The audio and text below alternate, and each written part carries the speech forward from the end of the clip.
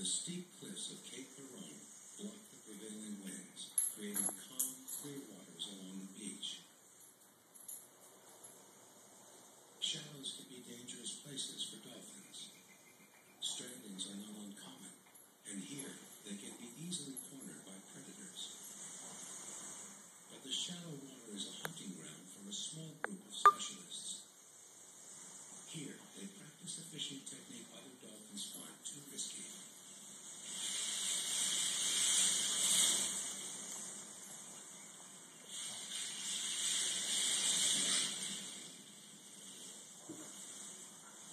The shallows would seem to favor the small creature, but the dolphin has mastered the art of hydroplaning, skimming through mere inches of water.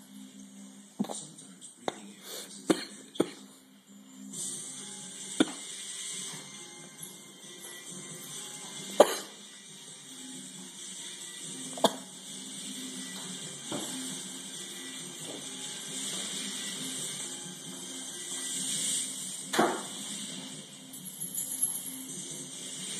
That's how you do it, Daisy. Get 'em.